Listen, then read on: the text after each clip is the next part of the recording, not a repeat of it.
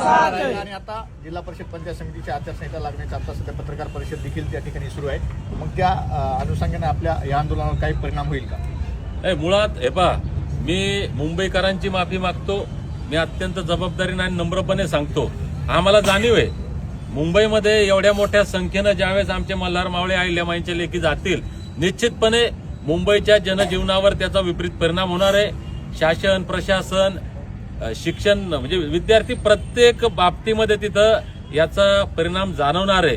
कुणाला त्रास देणं ही आमची भावना नाही, पण गेल्या 70 वर्षांपासून आमचा समाज घटनादत्त अधिकारासाठी लढतोय। जे आमच्या बापानं दिलंय ते मिळत नाही। या जगाच्या पाठीवर हा रिवाज आहे, ही रीत आहे, ही परंपरा आहे। मानव जातीमध्ये हा एक नियम सर्वदूर आहे की बापाच्या प्रॉपर्टीचा वाटा हा सर्व समान असला पाहिजे। मग या देशाचे आम्ही नागरिक आहोत, आदिम आहोत, आदिवासी आहोत, मग आमचा वाटा कुठे आहे? आज 2 नंबरला आम्ही समाज म्हणतो, इथं 2 नंबरचे कलेक्टर, एसपी, डीवायएसपी, तहसीलदार, पीएसआय, आमदार, खासदार काय आहे धनगरांचा 2 नंबरचं? इथं शेवटून सुद्धा धनगरांचा 2 नंबर लागत नाही। म्हणून आम्ही आमच्या हक्कासाठी, आमच्या अधिकारासाठी आमचा जो इथला प्रत्येक शासन, प्रशासन, राजकारण, समाजकारण, अर्थकारण प्रत्येक ठिकाणी आमचा जो वाटा आहे त्या वाट्यासाठी आम्ही भांडतोय।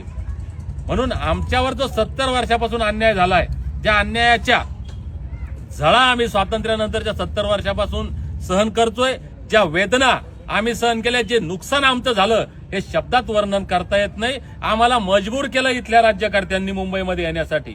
म्हणून मुंबईकरांची सुद्धा मी माफी मागतो की आमच्यामुळे जर काही त्रास तुम्हाला झाला 2, 4, 8 दिवस, 15 दिवस, तो सहन करा। 80 वर्षापासून आम्ही हा त्रास सहन करतोय।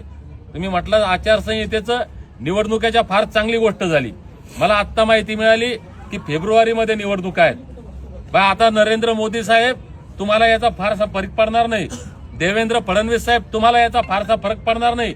यांना असं वाटत असतील की या कार्यकर्त्यांच्या निवडणुका आहे, पण लक्षात ठेवा तुमच्या विधानसभेचा मार्ग इथूनच जाणार आहे, तुमच्या लोकसभेचा मार्ग इथूनच जाणार आहे। आणि जर तुम्ही एसटी आरक्षणाची अंमलबजावणी केली नाही तर मत नाही, सर्टिफिकेट नाही तर मत नाही हा नारा आम्ही घेऊन जाणार आहे। आता तुम्ही आमच्या धनगर बांधवांना किती उमेदवार देतात, आमचे धनगर बांधव किती उमेदवार असतात, त्या ठिकाणी काय निर्णय घ्यायचा तो आम्ही घेऊ। पण एक गोष्ट मात्र या ठिकाणी मोदीजी आणि देवेंद्र फडणवीस साहेब तुम्ही पक्की ध्यानात ठेवा की तुम्हाला ट्रेलर इथं दिसणार आहे। ज्या पद्धतीनं जालना तो झाकीत ही मुंबई अभी बाकी आहे, धनगरांचं पिवळं वादळ काय असतं तुम्हाला दिसल। आणि हे पिवळं वादळ बाबासाहेबांनी जो मताचा अधिकार आम्हाला दिलाय, त्या मताच्या अधिकाराचा वापर करून तुम्हाला गार केल्याशिवाय आम्ही शांत बसणार नाही। दीपक भाऊ